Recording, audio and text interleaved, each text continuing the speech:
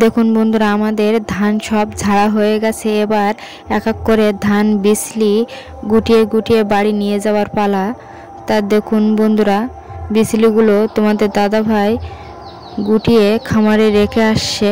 আর জানো তো, মাঠে ধান থাকলে তখন একটা টেনশন থাকে যে কখন মেঘ উঠবে, কখন বৃষ্টি হবে, ধানগুলো ভিজে যাবে এরকম।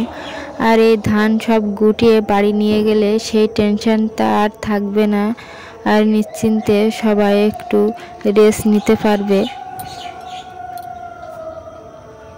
আর এই মাঠের ধান গুটিয়ে নিয়ে যেতে যেতে প্রায় 12:30 বেজে যাবে। গিয়ে খাওয়া দাওয়া করে চান করে তারপরে আবার দুপুরে রান্না বসাতে হবে, তখন প্রচুর দেরি হয়ে যাবে। আর যেহেতু সকালে আমরা চা রুটি খেয়েছিলাম, আর বাড়ি গিয়ে পান্তা খেয়ে নিয়ে তারপরে দুপুরের ভাত বসাতে হবে। তা দেখুন বন্ধুরা, তোমার দাদা ভাই তো বিচলির বোঝাটা নিয়ে চলে যাচ্ছে, আর আমরা এইদিকে ধান থেকে বিচলিগুলো সরাচ্ছি। আর দেখুন, গাছে দেখতে পেলাম একটা পাখির বাসা। বাচ্চা পাখিগুলোকে ওর মা এসে খাইয়ে দিয়ে যাচ্ছে। আর দেখুন বন্ধুরা, আমরা ত্রিপুল থেকে ধানগুলো সব এক জায়গায় গোটো করছি। এই ধানগুলো সব বস্তায় ভরে নিয়ে চলে গেছে তোমাদের দাদা ভাই।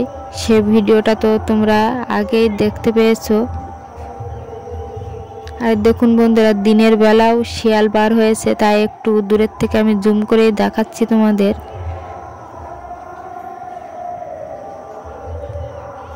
আর দেখুন বন্ধুরা, আমাদের সব কিছু সরঞ্জাম এই যে ত্রিফুলের ভিতরে নিয়ে এগুলোকে আমাদের খামারে নিয়ে যাওয়া হবে।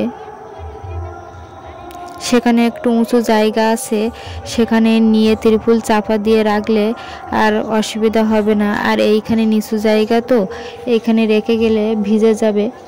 ওই জন্য বিচলি সব কিছুই, সিটি ফল সব কিছুই খামারে নিয়ে তুলতে হবে।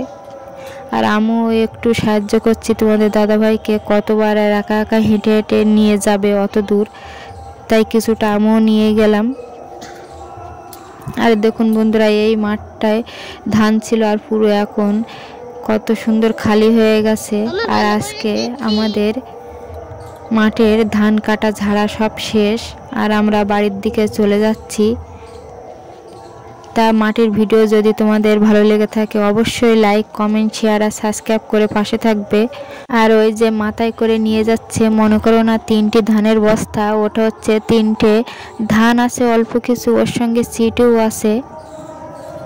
আর এর পরের ভিডিও আসবে খামারে গিয়ে আমরা কিভাবে কি গোছালাম কি না গোছালাম, কি রাখলাম কি না রাখলাম, তা দেখা হবে পরবর্তী ভিডিও নিয়ে। সেই পর্যন্ত তোমরা সুস্থ থাকো।